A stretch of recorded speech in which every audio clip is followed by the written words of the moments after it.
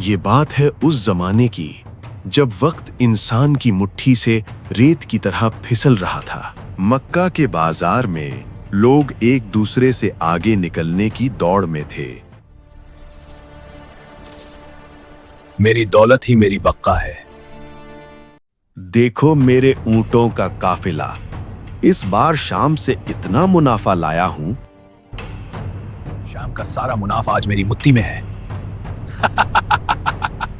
دوسرا سردار کہتا ہے، یہ سب تو ٹھیک ہے، لیکن وہ عبداللہ کا بیٹا کہتا ہے کہ ہم سب تباہ ہونے والے ہیں۔ یہ سب تو ٹھیک ہے، لیکن وہ عبداللہ کا بیٹا کہتا ہے کہ ہم سب تباہ ہونے والے ہیں۔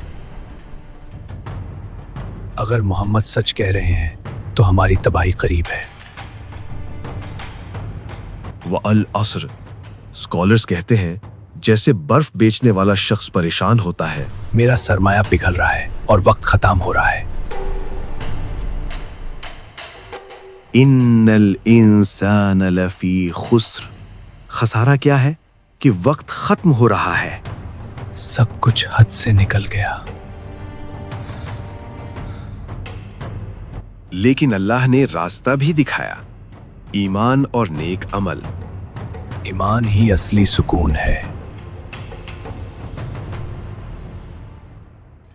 دو صحابہ ایک دوسرے سے ملتے تو تب تک جدا نہیں ہوتے تھے۔ والعصر ان الانسان لفی خسر۔ غزہ میں بچوں پر بم گر رہے ہیں، لیکن وہ صبر پر ڈٹے ہوئے ہیں۔ حسبنا اللہ ونعم الوکیل۔ زندگی بہت مختصر ہے، سورج ڈھلنے والا ہے۔ آئے میرے رب، مجھے نقصان سے بچا لے۔ چلیے اب اس سورت کو سمجھتے ہیں سینیمیٹک انداز میں۔ اللہ فرماتا ہے، والعصر، قسم ہے زمانے کی۔ یہاں عصر کا مطلب صرف وقت نہیں، بلکہ وہ گزرتا ہوا وقت ہے جو ڈھلتے ہوئے سورج کی طرح ہے۔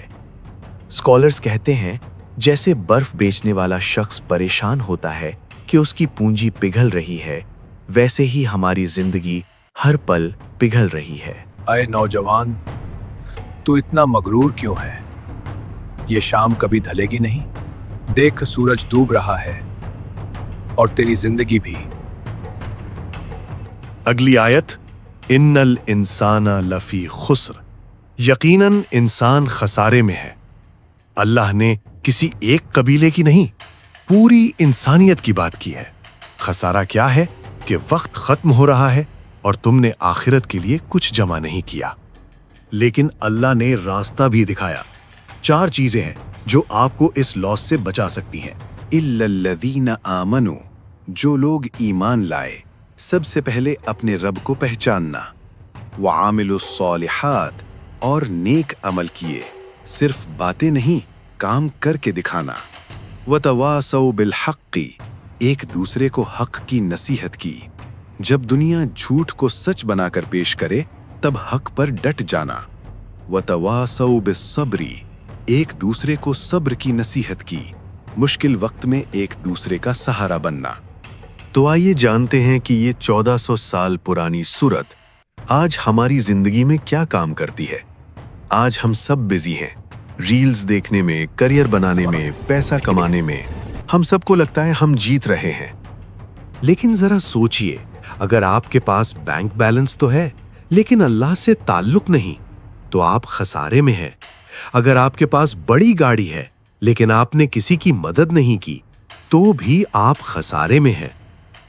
غزہ میں بچوں پر بم گر رہے ہیں، ان کا وقت ختم کیا جا رہا ہے، لیکن وہ صبر اور حق پر ڈٹے ہوئے ہیں، وہ جیت رہے ہیں۔ اور ہم اتنے سکون میں ہو کر بھی اگر اللہ کو بھول گئے ہیں تو اصلی نقصان ہمارا ہے۔ زندگی بہت مختصر ہے، سورج ڈھلنے والا ہے۔ اس سے پہلے کہ عصر کا وقت نکل جائے اور موت کا فرشتہ آ کھڑا ہو، اپنے ایمان اور نیک اعمالوں کو درست کر لیجئے۔